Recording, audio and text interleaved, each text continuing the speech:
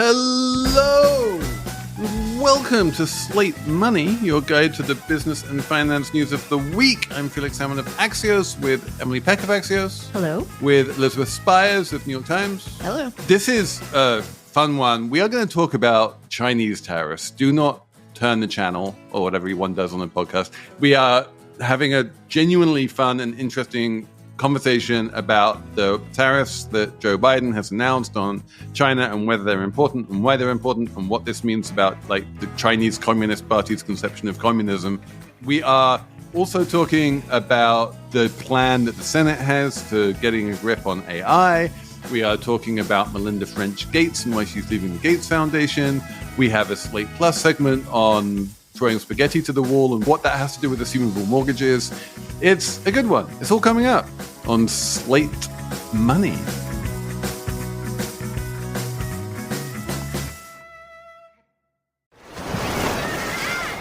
Hear that? Believe it or not, summer is just around the corner. Luckily, Armor All, America's most trusted auto appearance brand, has what your car needs to get that perfect summer shine. Plus, now through May 31st, we'll give you $5 for every $20 you spend on Armor All products. That means car wash pods, protectant, tire shine, you name it. Find out how to get your $5 rebate at armorall.com. Armor All, less work, more clean. Terms apply.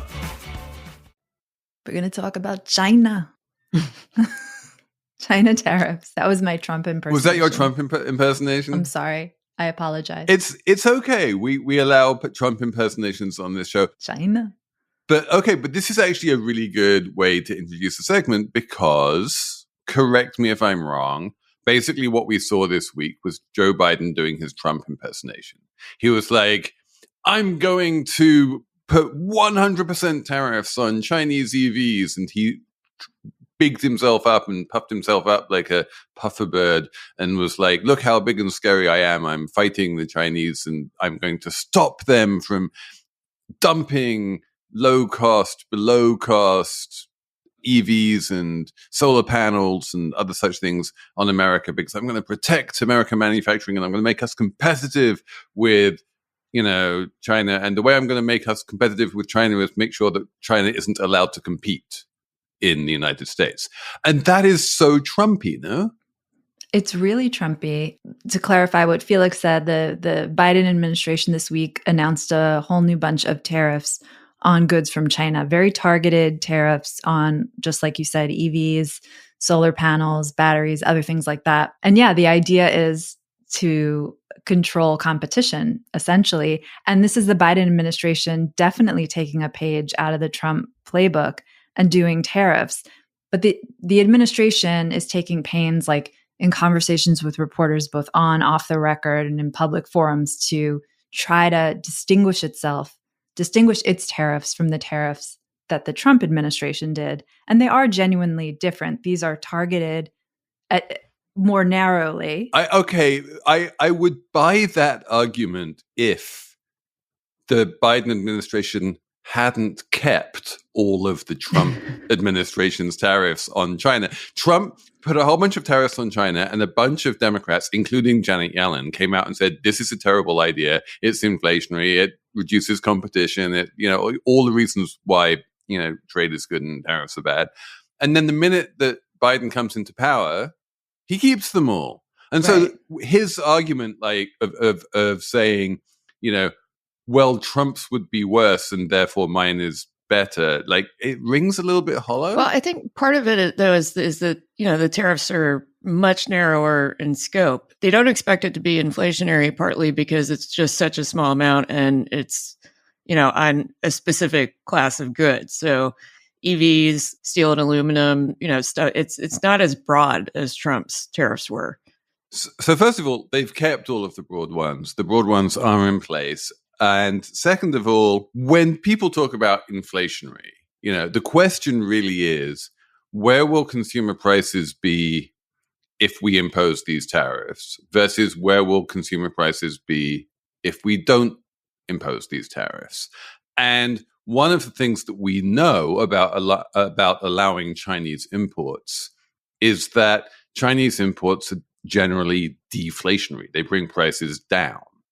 And so that, if you avoid deflation, if you keep, if prices fall much more slowly than they would have fallen absent the tariffs, then that really does create higher inflation than you would otherwise have had, even if that inflation, even if those prices are going down.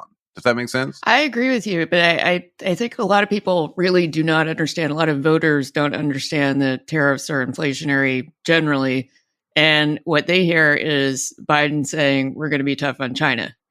And, we're going to give these things to Americans. And so they don't really, register that it's going to make some things more expensive. They just view it as, America looking out for itself. Right. Which is to say, this is a political thing rather than an economic thing. Like, it makes sense in an election year.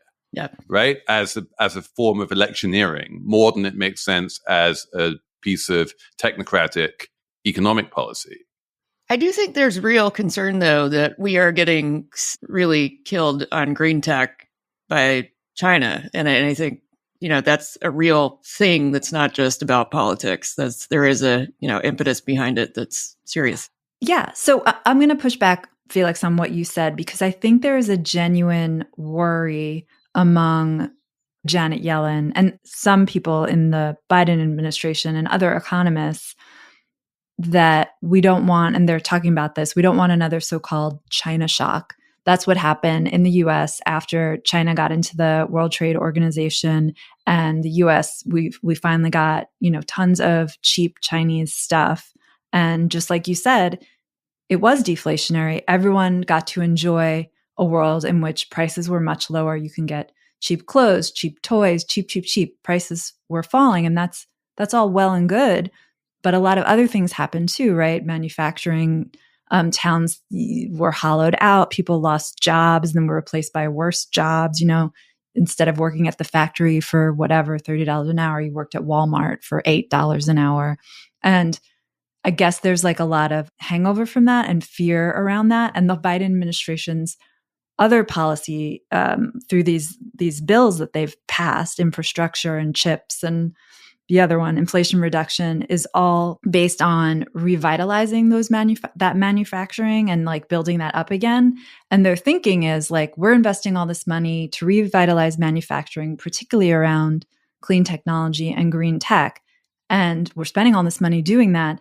But if China comes in and does the same thing it did in the year 2000, floods the market with all the cheaper stuff, it's going to crush all that work. So it's not just like the metric to judge the policy isn't just inflationary, deflationary. There's other stuff. And that's 100%. That's maybe like the post-COVID economic mindset, I think. And I don't think people like it. I think the word is, and I just came from a whole conference on this, so I'm fluent in this at this point, that the term of ours is post-neoliberal. Yeah, sure. And everything you're saying is exactly like post-neoliberal orthodoxy. And I am very sympathetic to it.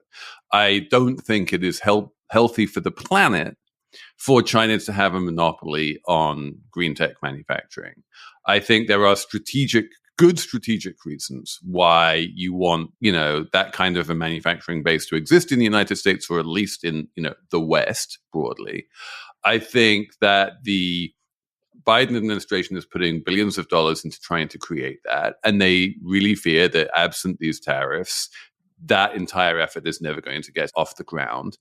They also think that the Chinese government is effectively subsidizing the Chinese manufacturing sector for domestic political reasons in China, and creating an incredibly unfair playing field whereby, Chinese manufacturing exports are supposed to sort of hoover up the massive savings surplus that they have in China because of, reasons that we don't need to get into right now. And all of this is true.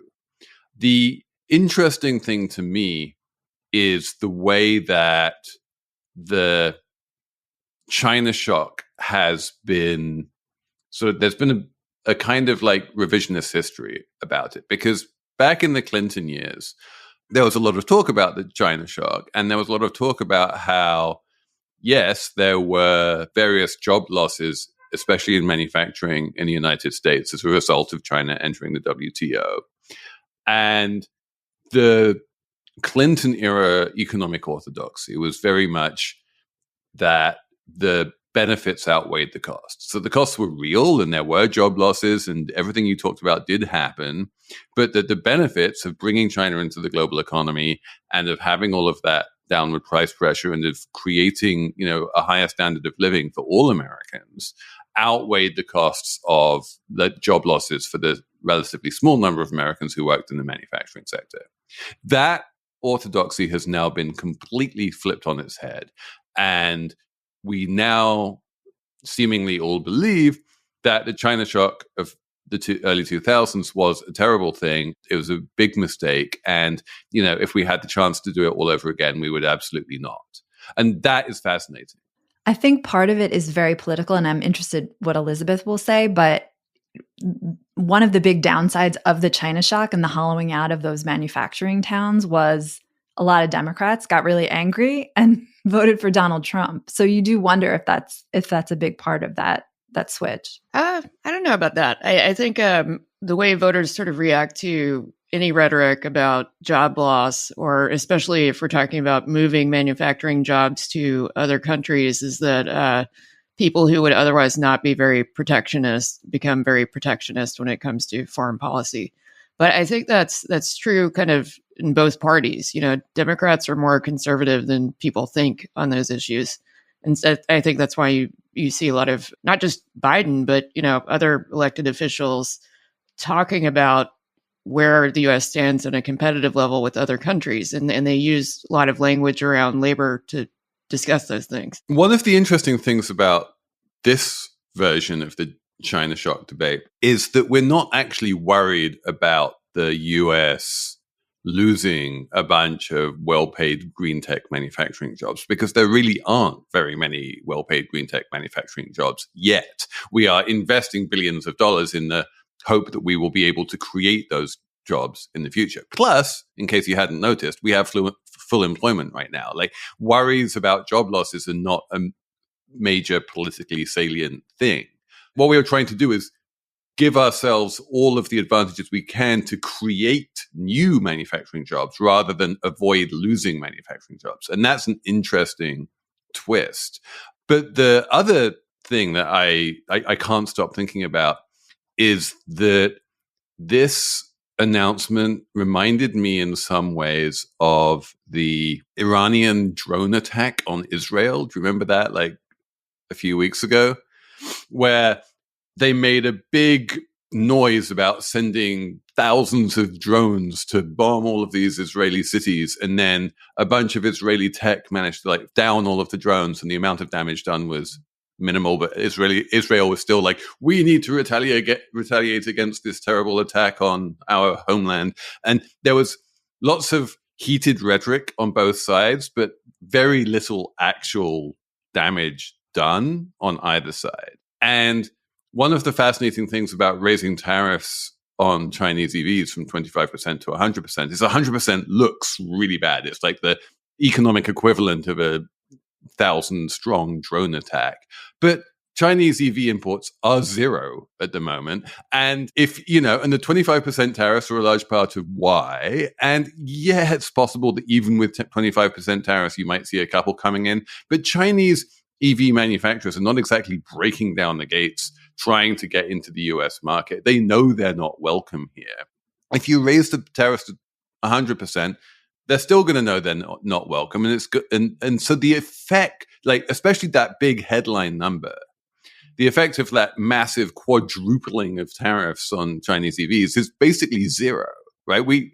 There's no tariff revenue associated with that. And so it does feel like it's a little bit performative. Well, it's preemptive, I think, because Chinese EVs are being made so much more cheaply and affordably in China. And we don't have, Tesla's claimed for years that they were going to make affordable EVs, and they're not in the market yet. Keeping the cheap Chinese EVs out of the US, I understand why the Biden administration wants to do that, right? They want to give the US automakers time to figure out EVs themselves and get them capture the market here. And they don't want to give Chinese automakers like a monopoly and head start and then squash, the auto industry in the US. But $10,000 EV, that would be amazing. And maybe amazing and this is the thing I've just been thinking about for weeks, like that could be what gets the US over to the other side to transition away from gas-powered vehicles. An incredibly cheap car. Like,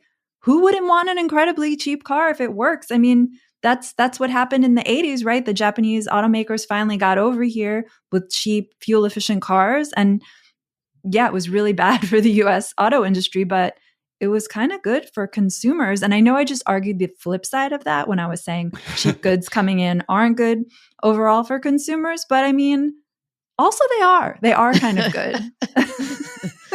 We're allowed to have nuance.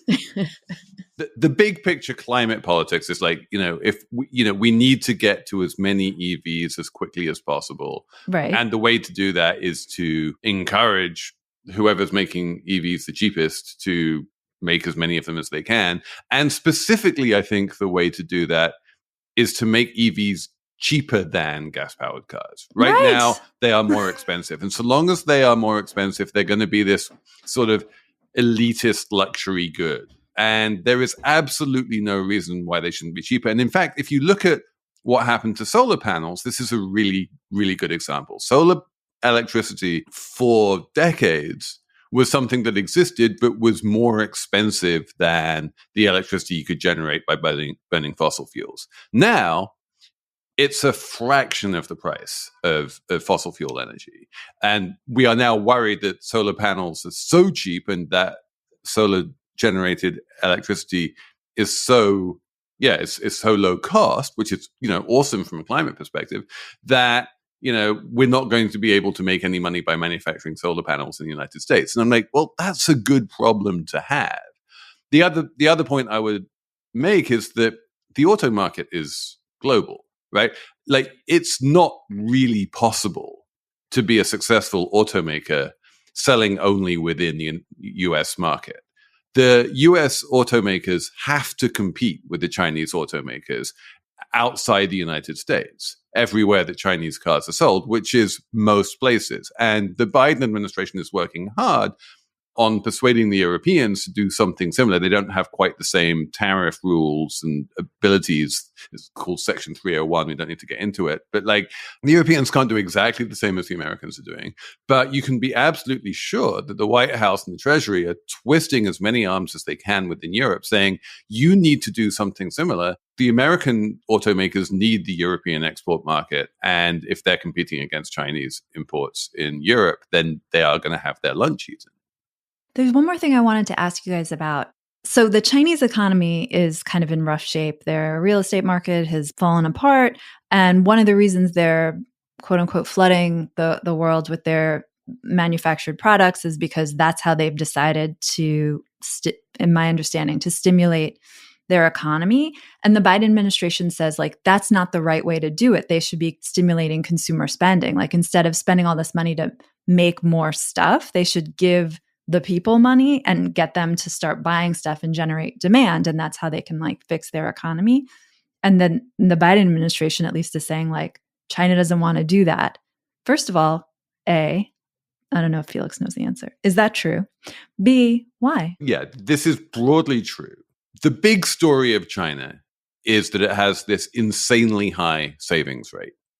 Chinese households save roughly 50% of their income. I think it's like 40%. Are they part of the FIRE movement? And then the question is, when they save that money, right, it goes into financial institutions, and the financial institutions have all of this dry powder. And they're like, what the hell do we do with it? And a lot of the institutions, this being China, are state-controlled. And it's up to the state, like, what happens to that? So there was a period when they were like, what we're going to do is we are going to build up our, first of all, they built up their export sector broadly. That was what happened in the 2000s. Then they changed their tune a little bit, and they decided they were going to invest domestically into real estate. And so there was that huge real estate bubble that you had in China. Then they changed their tune a bit more, and they were like, rather than invest domestically, we're going to do this thing called the Belt and Road Initiative. And so they poured gazillions of dollars into a bunch of like emerging market countries to do something which like you don't really hear about Belt and Road anymore. Like it came and it went, and I'm not sure how much effect it ultimately had, but like that was a big thing to do with all of those excess savings. Now they've kind of moved on from Belt and Road, and they're moving back to like Plan A, which is domestic manufacturing, export-led growth. And you're right. The Biden administration is basically saying like these are all bad, and these all skew the international economy in unhelpful and bad ways. And what you should be doing is, Emily, as you say, like number one, trying to get Chinese consumers to spend more, so that there's a lower savings rate, and so that you get domestic growth. Question is, how do you do that, right? Chinese households save half the money, right? This is because, in large part, because they don't feel that there's any kind of a social safety net. And so they're worried that like when they retire or if they fall sick or anything like this, especially because they don't have a lot of children to be able to look after them because they had the one child policy for so long, they're going to need a lot of cash to be able to be looked after in their old age. Well, just do some social safety netting then. That sounds great. Exactly. And so that's like a deep philosophical thing. Like the Biden administration would be like, rather than spend it all on exports or whatever, manufacturing, why don't you just build like a robust social security system in China? Yeah. And number one, it's not clear that would work or work very quickly. But number two, it's kind of just in terms of Chinese Communist Party ideology, like un-Chinese. They think that safety nets create laziness. And they're like, we don't want a bunch of lazy people who are complacent in the knowledge that the state will look after them in their old age. Isn't that like communism though? Like, isn't the idea like we're all in it together? I'm so confused. Yeah, this is very Chinese communism. This is not American communism. It's so interesting. Well, that's very interesting to watch. And that is the philosophical difference that's like making us have to do these tariffs and making us not be able to have cheap cars, that's what I want in the end. Yeah. Can we all have cheap? You're right. A $10,000 EV would be such a game changer. And and people said the same thing about, solar panels, that they could never become this cheap, and they did. I think EVs really could become that cheap. I really do. So basically, give the Chinese a social safety net, and we all get cheap EVs. Yeah, something like that. Yes.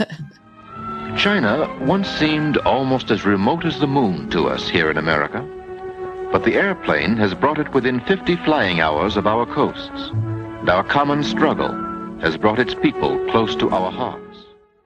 So before we go to the break, I want to tell you about our Slate Plus segment this week, because we are talking about something you think is kind of dry.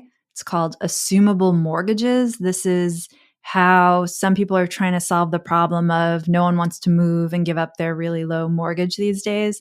Well, with assumable mortgages, you can buy a house and the mortgage comes with it. But somehow, because we like fun on Slate Money and because we take a dry finance topic and turn it into something wacky, we wind up talking about spaghetti. So Slate Plus members get to hear that at the end of the show. But if you're not a Slate Plus member, you can sign up right now, and then you could hear what the spaghetti thing and how it relates to mortgages. Also, if you sign up for Slate Plus, you get ad-free listening on all the Slate podcasts and unlimited access to all content on slate.com. And there's even a members-only newsletter, which I enjoy as well.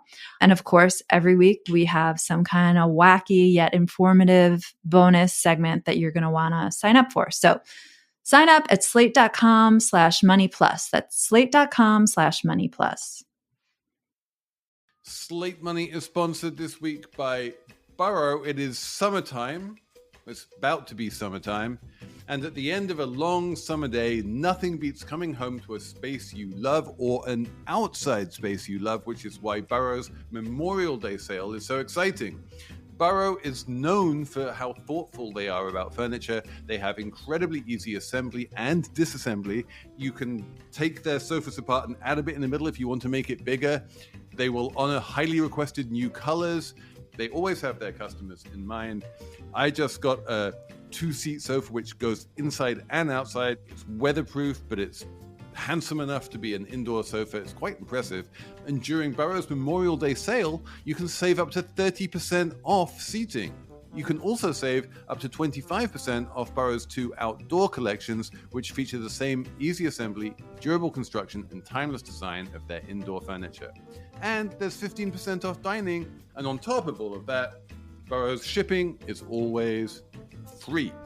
Check out Burrow's Memorial Day sale and all their incredible furniture at burrow.com/slatemoney and get 15% off when you do. That's burrow.com/slatemoney for 15% off your Burrow purchase.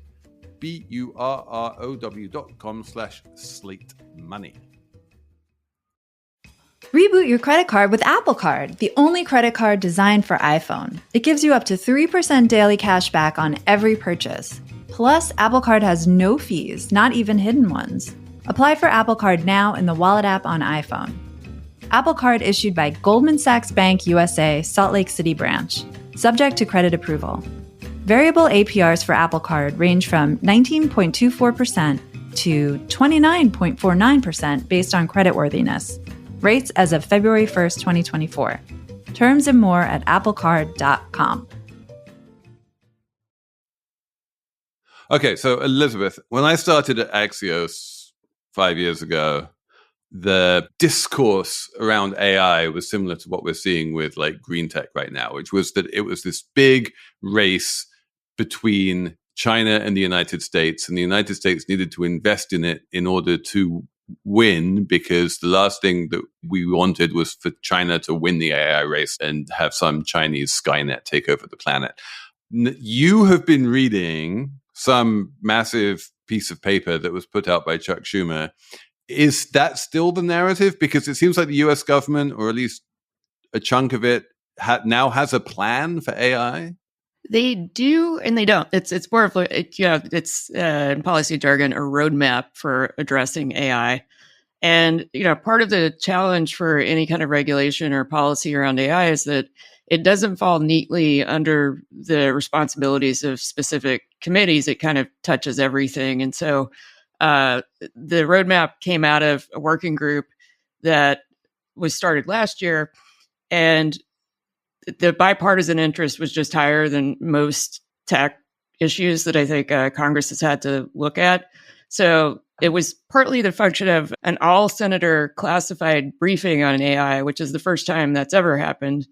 So lots of interest and a lot of confusion about how to approach policymaking, because, again, it's sort of, AI touches almost everything you can think of. It's an educational issue. It's a national security issue. People who are originally interested in tech policy would be looking at it anyway. But now, Congress is sort of in a position where everyone has to think about it.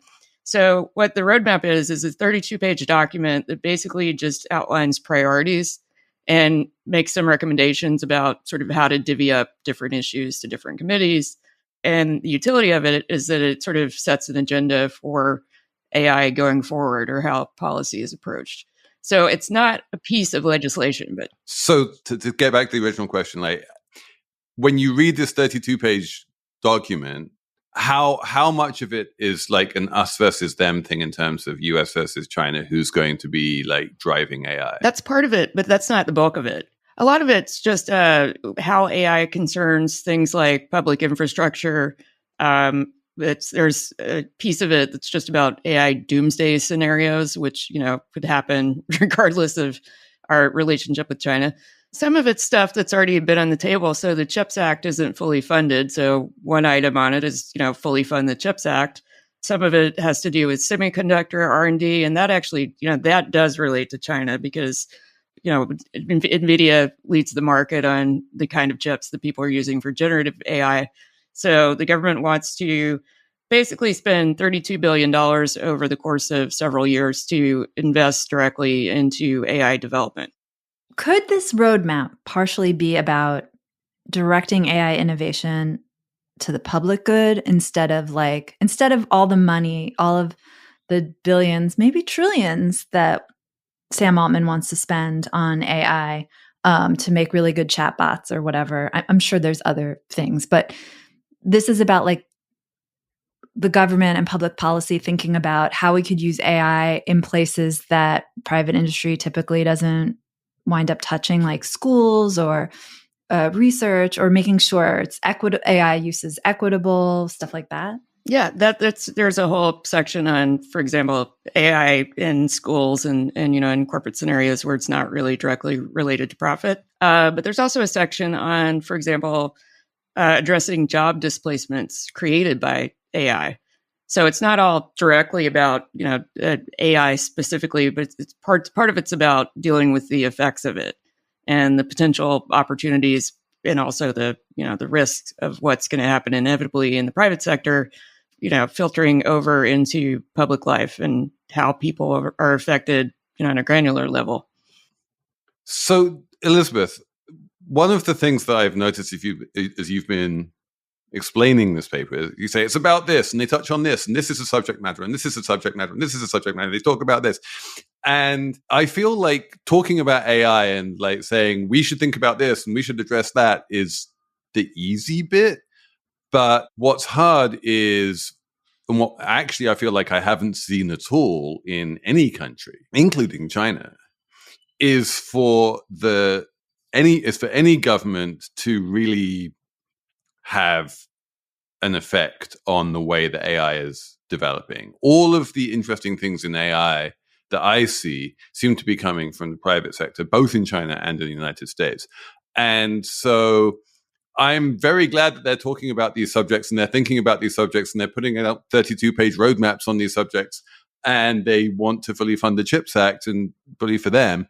But like, realistically speaking, if you are, OpenAI or Google or, any of these, or Anthropic, do you look at this and go, this is relevant to what we're doing? Are you still considering, if I was in any of those companies, from listening to you, I'd be like, oh, well, the government's doing what the government always does, which is talking a lot. And we're going to go along and continue to do what we always do, which is build shit. And like, is anything going to come of this? Yeah, I dispute some of the stuff that you're saying. I think a lot of the advancements in AI are really coming out of the public sector indirectly, because a lot of science around it is really being developed at the university level, and that's heavily government funded. So, Google benefits from that. But also, they're talking about regulation around things like IP and data privacy. And, if you're a company in the AI space, all of this stuff's going to affect you eventually, especially when these recommendations start turning into individual pieces of legislation that your company is going to be subject to. So, people are paying attention to this because it does sort of allocate responsibilities for different aspects of AI to different committees and agencies. And it just sort of articulates what Congress thinks are the most pressing issues around AI. So if you're a company in the space, you obviously want to be ahead of that. If Congress says, okay, it's a big priority to, for instance, put regulation around IP for generative AI, and, you're running a company that does that, you want to know when that's going to happen and what the parameters of it might be. So the point of the roadmap is not that it is a set of recommendations the way that you would articulate them in a piece of legislation. It's more like a prioritization, and it is kind of refreshingly, it addresses a lot of complex issues where, when I've watched Senate technology briefings before, you always get the sense that there are people in the room who just don't understand the urgency of whatever the issue is, or they think that they know more than they do about the technology that's being discussed. And here you get with AI, everybody kind of knows that they don't know what they don't know. And I think that's why you had every single senator wanting to be in classified briefing on AI. And that doesn't usually happen. So I just remember the same kind of rhetoric around crypto. Everyone coming out and saying we need to regulate crypto, and crypto is, important in various different ways. And people are saying we need to regulate crypto for as long as crypto has existed. And as far as I can make out, we are never going to regulate crypto. Crypto's much smaller though. Crypto doesn't touch every single aspect of public life. I guess my question is that, especially when it comes to the regulation part of things, putting together broad bipartisan agreement that regulation is something that should probably happen is the easy bit, right?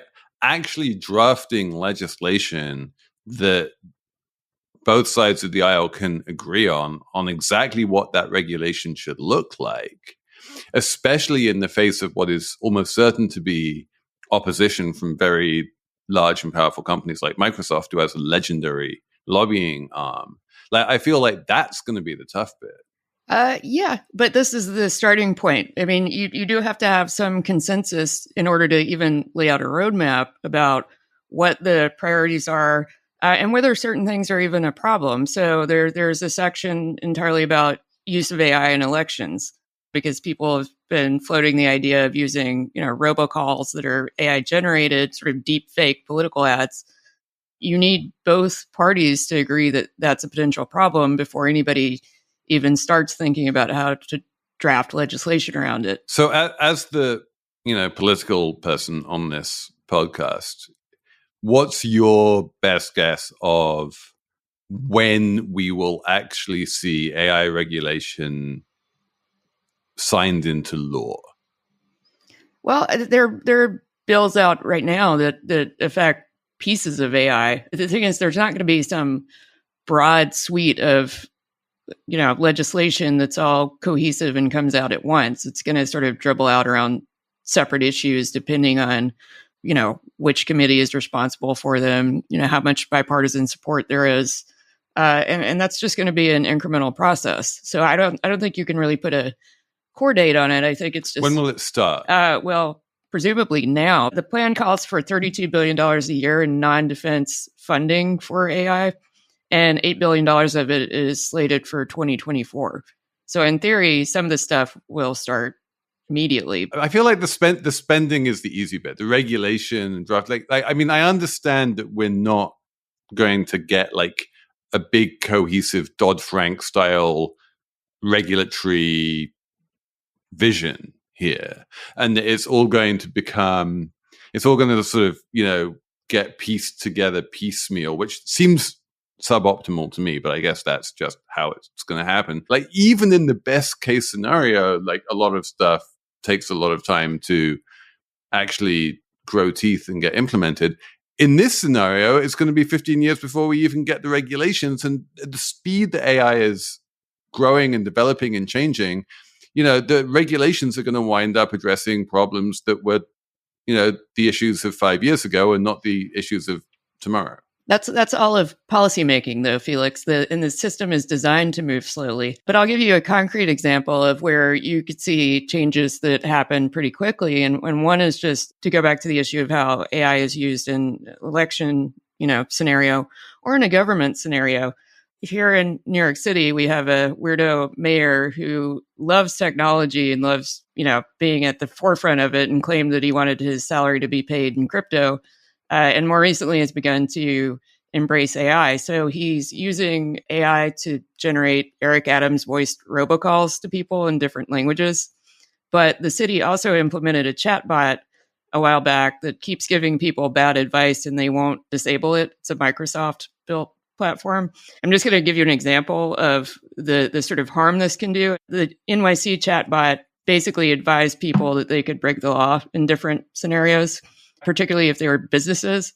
So it asked if a restaurant could serve cheese nibbled on by a rodent. It responded, yes, you can still serve the cheese to customers if it has rat bites, before adding that it was important to assess the extent of the damage caused by the rat and to inform customers about the situation.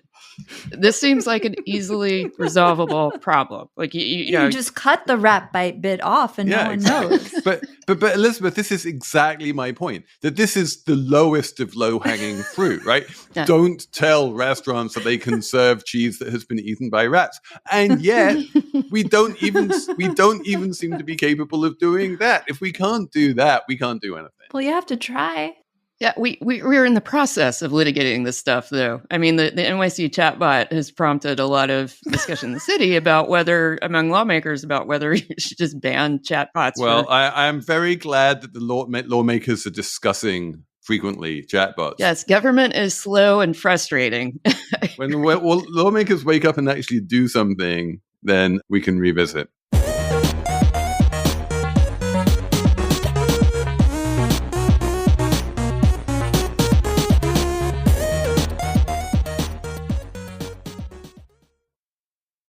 Today's episode is sponsored by the ASPCA Pet Health Insurance Program.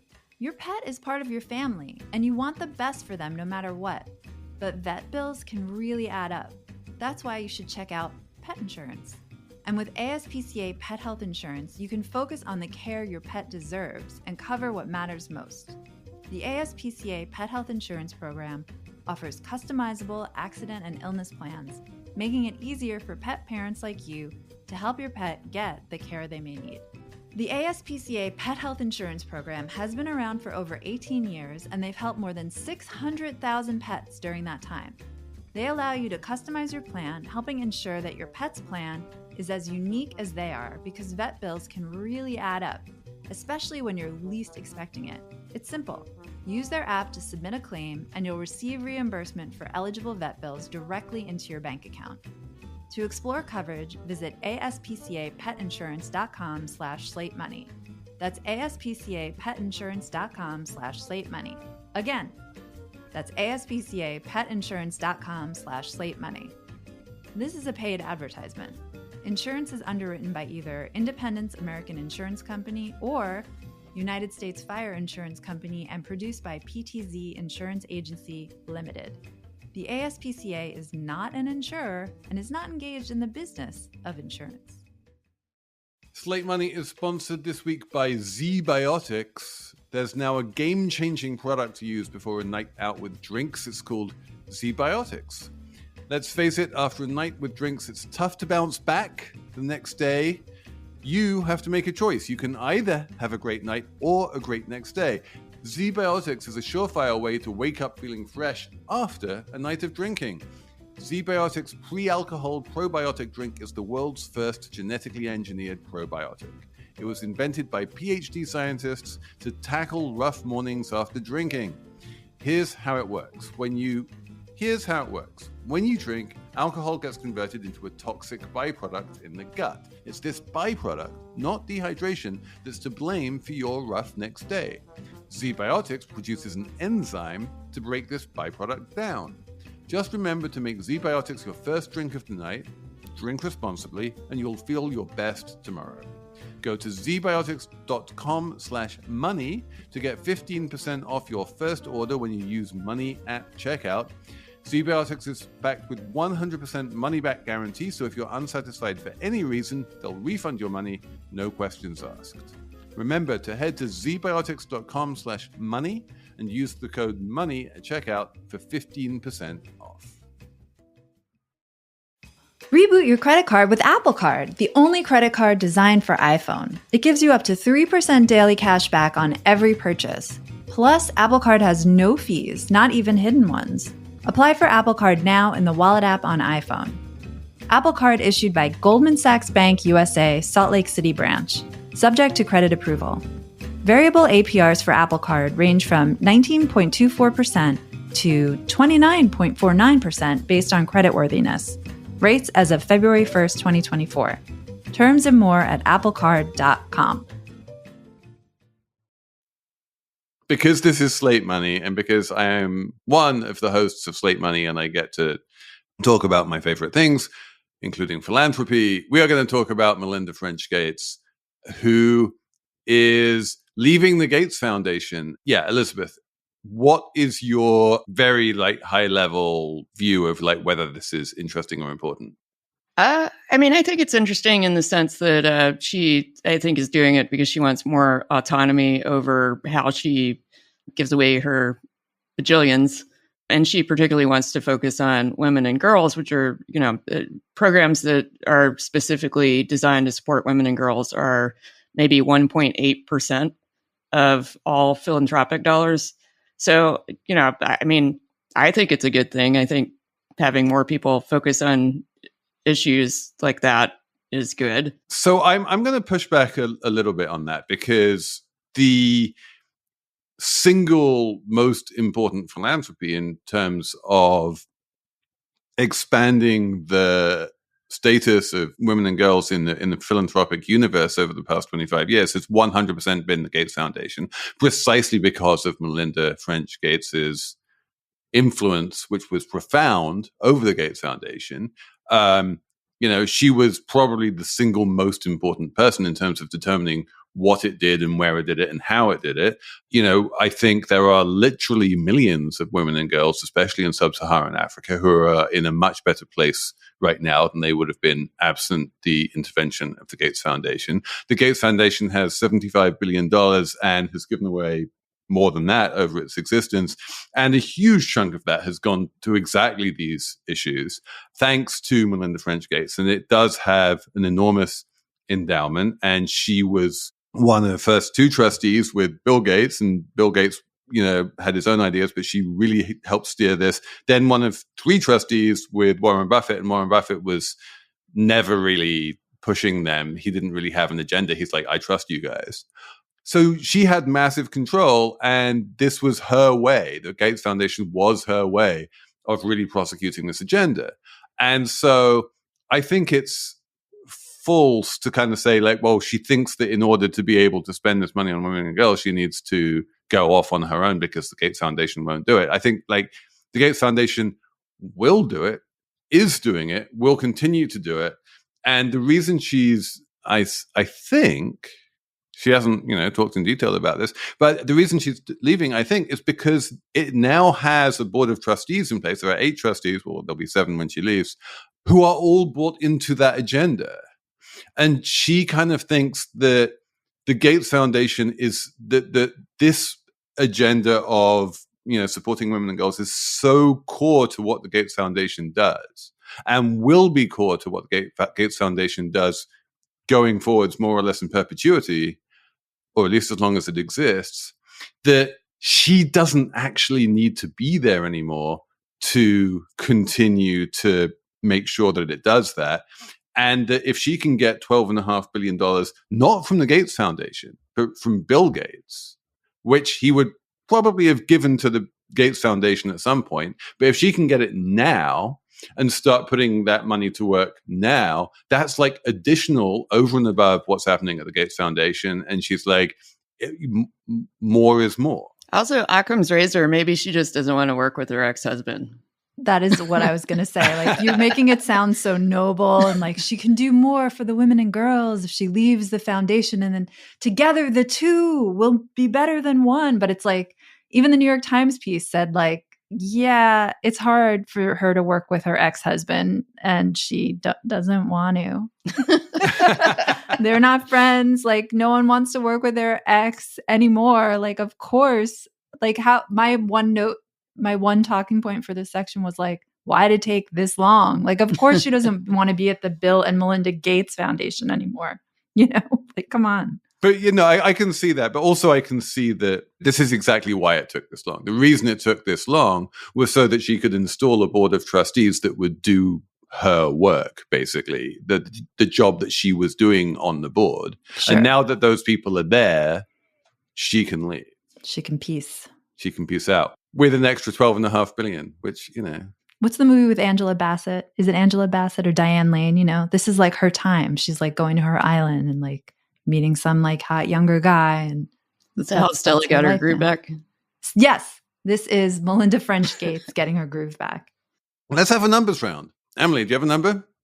Yeah. My number is 13. Ooh. 13 is the number of milligrams per ounce of caffeine that is on average in the top 5 best-selling energy drinks in the United States. 13 milligrams per ounce. That's a lot of caffeine. Soda is apparently capped at 5.9 milligrams per ounce since 1980. Like, you can't do any more caffeine than that. And coffee is 11 milligrams per ounce of caffeine. So the reason I'm telling you this is because I enjoyed a piece in this publication called Sherwood, which is from Robinhood. But they had this whole piece on energy drinks, and they're very popular. I don't know if we've talked on Slate Money about how soda isn't very popular anymore. It's been sales have been declining because Americans just aren't into soda. But meanwhile, these energy drinks are becoming more and more popular, generating billions in sales. And they have the reason they're popular. They sell themselves as, energy.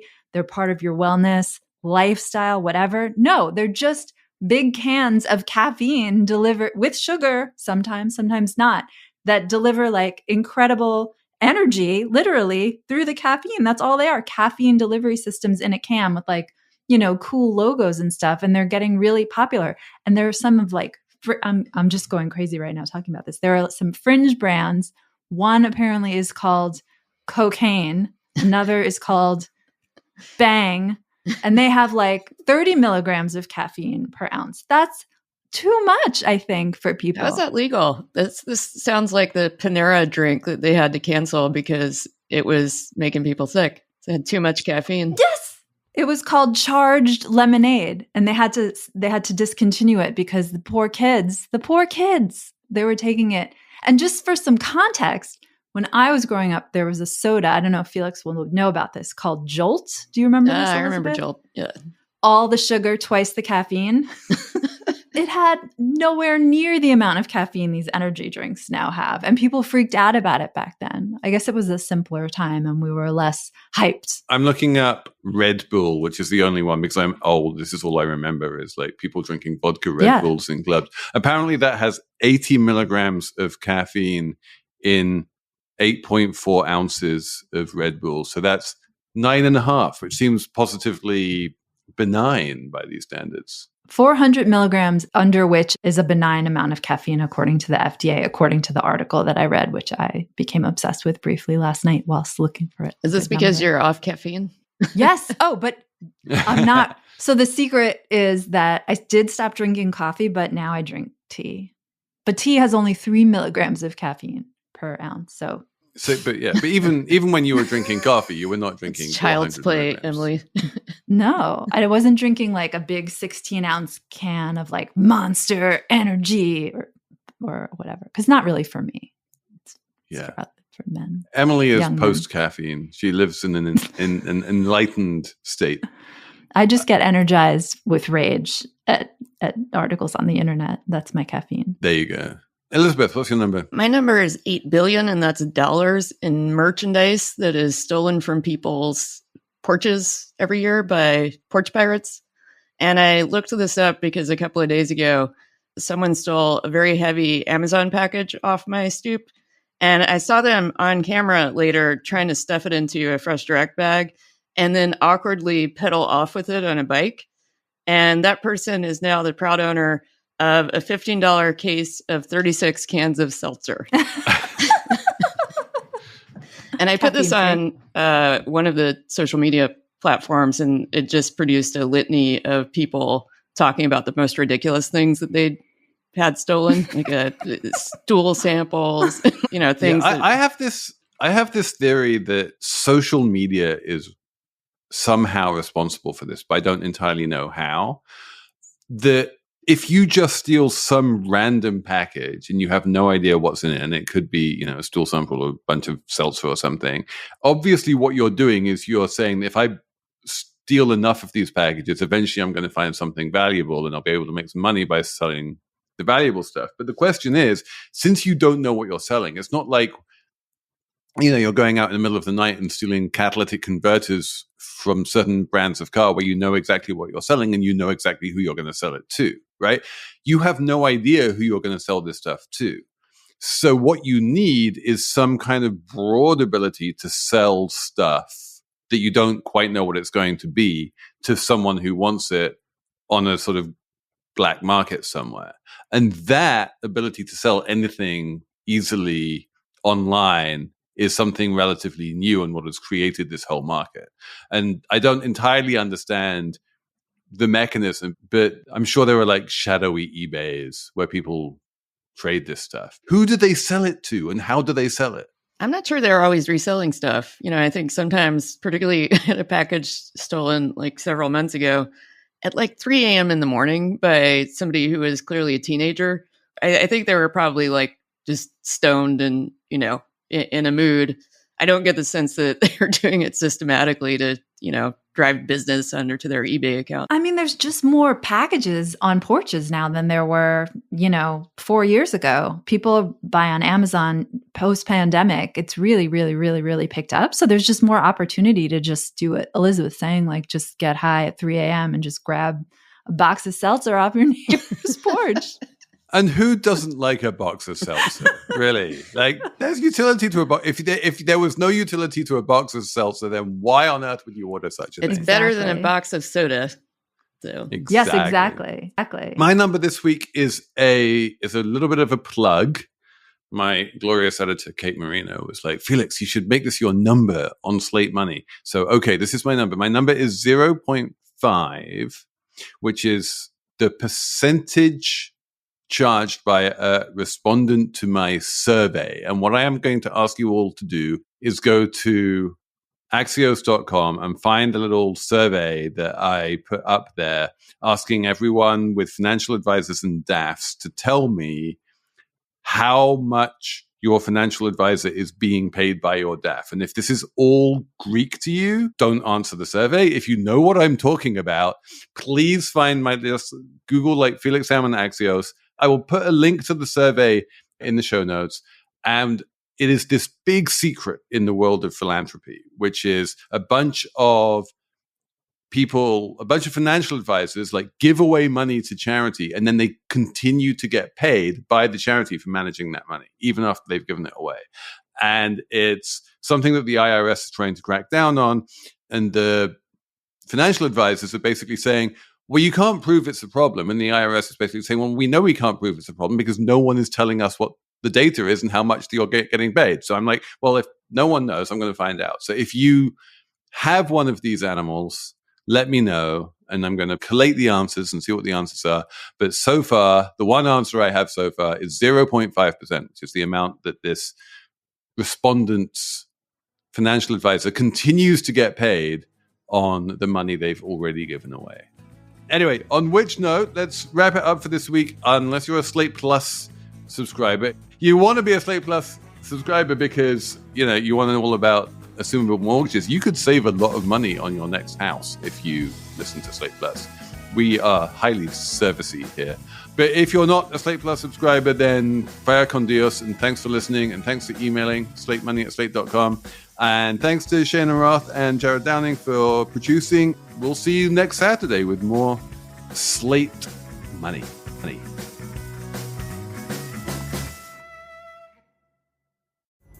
Pulling up to Mickey D's just for drinks? Oh yeah, that's me. Nothing extra, just perfection and a straw. Coming in hot for the coldest cups on the block. Because there are drinks. Then there are drinks from McDonald's. Ever combine an ice-cold frozen Coke with piping hot fries? Try frozen drinks any size for $1.49. Prices and participation may vary. Cannot be combined with any other offer. Ba-da-ba-ba-ba.